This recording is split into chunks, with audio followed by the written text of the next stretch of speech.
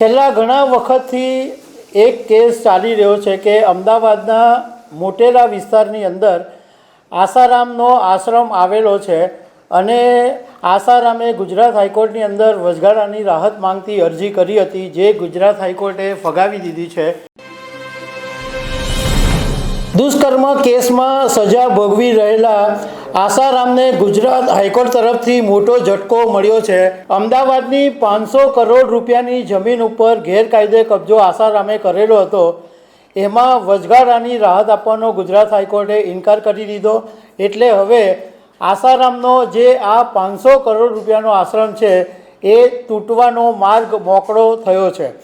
હું તમારી સાથે એ વાત કરીશ કે આસારામે આ આશ્રમ અમદાવાદમાં ક્યારે સ્થાપ્યો અને હવે આ આશ્રમ તૂટ્યા પછી ત્યાં શું બનવાનું છે એ બધા વિશે વાત કરીશ। મારું નામ રાજેશ શાહ છે અને તમે જોઈ રહ્યા છો ગુજરાતના સૌથી મોટા ડિજિટલ ન્યૂઝ પ્લેટફોર્મ ખબરછે.com। છેલ્લા ઘણા વખતથી એક કેસ ચાલી રહ્યો છે કે અમદાવાદના મોટેરા વિસ્તારની અંદર આસારામનો આશ્રમ આવેલો છે અને આસારામે ગુજરાત હાઈકોર્ટની અંદર વચગાળાની રાહત માંગતી અરજી કરી હતી, જે ગુજરાત હાઈકોર્ટે ફગાવી દીધી છે અને હવે આ આશ્રમ તૂટવાનો જે માર્ગ છે એ મોકળો થઈ ગયો છે અને ગુજરાત હાઈકોર્ટે તાકીદ કરી છે કે 2 સપ્તાહની અંદર જમીન ખાલી કરી દેવી અને એ પછી સરકાર સત્તાવાર કબજો લેશે અને એ પછી ડિમોલિશનની કામગીરી શરૂ થશે।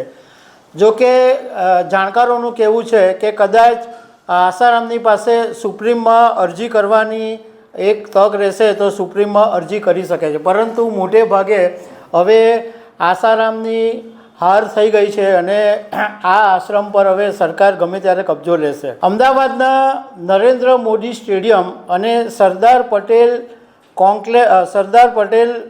કોમ્પ્લેક્સની બાજુમાં આ એક સોનાની લગડી જેવી જમીન આવેલી છે, જે જમીનનો ઉપયોગ ગુજરાત સરકાર હવે કોમનવેલ્થ ગેમ્સ 2030 અને ઓલિમ્પિક ગેમ્સ જે રમાવાની છે એના ઉપયોગ માટે લેવાની છે। હવે આ જે આસારામનો આશ્રમ છે અમદાવાદના મોટેરા વિસ્તારમાં આવેલો છે એ 1980માં શરૂ કરવામાં આવેલો અને એ વખતે ગુજરાતમાં કોંગ્રેસની સરકાર હતી અને માધવસિંહ સોલંકી મુખ્યમંત્રી હતા। એ વખતે આસારામને આ જમીન ધાર્મિક ઉપયોગ માટે આપવામાં આવેલી અને કેટલીક શરતો રાખવામાં આવી હતી, પરંતુ આ જમીનને કૃષિની જમીન હતી એટલે ખેતીની જમીન હતી, એને નોન એગ્રીકલ્ચરમાં ફેરવવા માટે મંજૂરી પણ નહીં લેવામાં આવી અને 32 જેટલા ગેરકાયદે બાંધકામો આ આશ્રમની અંદર કરી દેવામાં આવે, બિલ્ડિંગો તાણી દેવામાં આવ્યા અને બાંધકામ માટે પણ કોઈ મંજૂરી લેવામાં નહોતી આવી। આની અંદર સ્પષ્ટ નિયમ હતો કે માત્ર ધાર્મિક પ્રવૃત્તિ માટે છે, કોઈ બાંધકામ નહીં થઈ શકે, કોઈ કોમર્શિયલ પ્રવૃત્તિ નહીં થઈ શકે, પરંતુ એમ છતાં આ આશ્રમની જમીન ઉપર આસારામે ગેરકાયદે કબજો કરી લીધો હતો।